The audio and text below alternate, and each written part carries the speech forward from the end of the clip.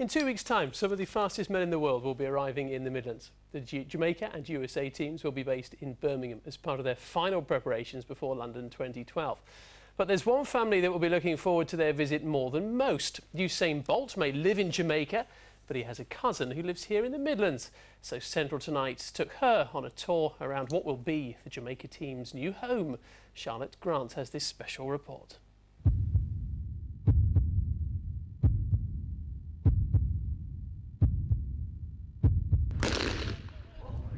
To us, he's the fastest man in the world.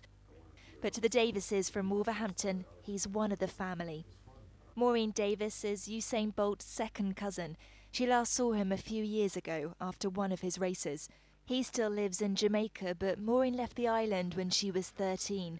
With her husband and 2 sons, she's now lived in the Midlands for more than 40 years. But she's still close to family back home. We went to Jamaica for a family reunion in 2010, and this is Usain's dad with George, my son, and then this is Usain's mother, Jennifer.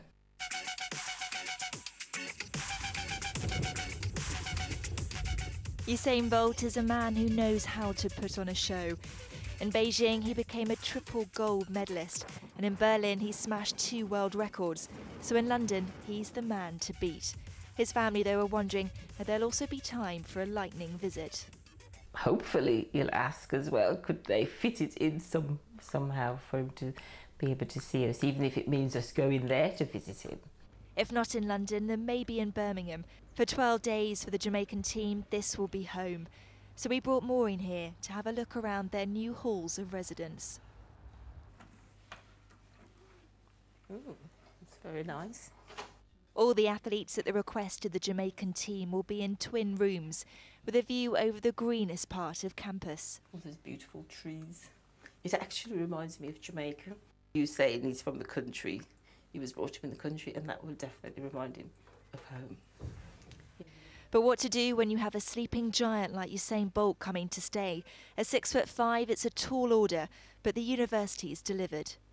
This is just one of several specially made extra long beds. They're 7 foot in length, so all the athletes, however tall, can get a good night's kip. We all know what we feel like if we've had a couple of nights poor sleep, and we know we don't perform well at work the following day. Well, you know, he's having to sprint 100 metres as fast as he's ever done in his life, so we need to make sure we get that right.